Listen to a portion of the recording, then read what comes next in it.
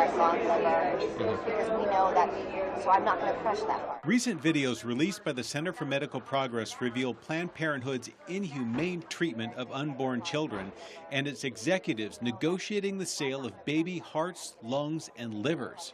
Another boy, another boy, boy. How did we get to this point? To understand present-day Planned Parenthood, we should understand Margaret Sanger, Planned Parenthood's founder and hero.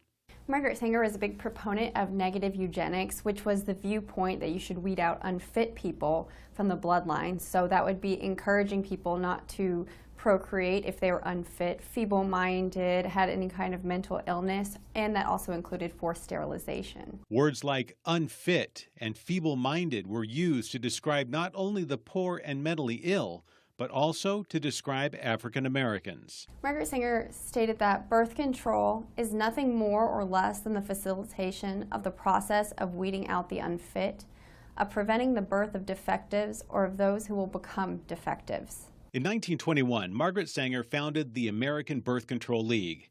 Its primary mission was to prevent uncontrolled procreation and establish a world program of birth control. She states, knowledge of birth control is essentially moral.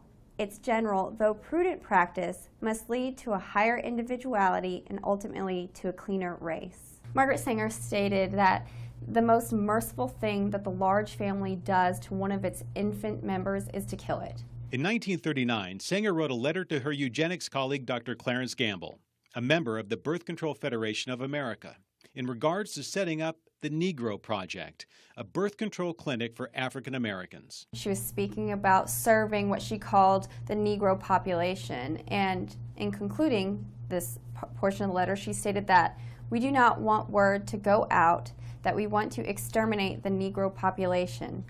And the minister is the man who can straighten out that idea if it ever occurs to any of their more rebellious members. Sanger believed that having an African-American minister on staff would ease the suspicion. African-American populations were considered some of these unfit members that should be weeded out.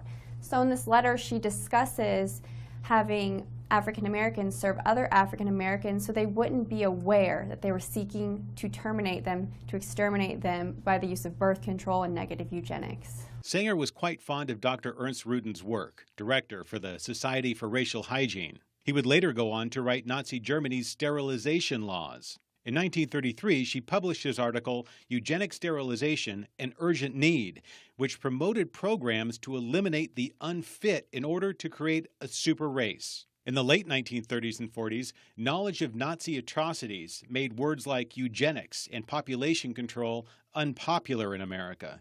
So in 1942, to distance itself in name, Margaret Sanger's American Birth Control League became Planned Parenthood. They weren't just being established in the U.S., it was global. A grim fact in American history was the forced sterilization of women in Puerto Rico.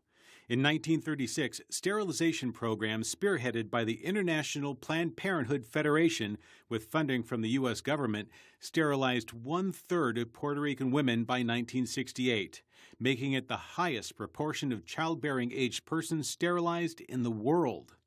And today, Planned Parenthood facilities are generally located in low-income areas which are heavily populated with minorities, and a lot of times they seek to reach those minorities to help them with reproductive rights, they say, with birth control and largely abortion. Independent studies have concluded that nearly 80% of Planned Parenthood facilities are set up in minority communities. It's no wonder abortion is the leading cause of death among African Americans, higher than all other causes combined. Mounting evidence against Planned Parenthood's beginning to today continues to fuel public outcry. The American people should seek to immediately defund Planned Parenthood so that our own tax dollars don't go to support this organization who has been exposed to be lying to the American people for many years, for committing these egregious acts against the youngest children among us. They should be immediately defunded.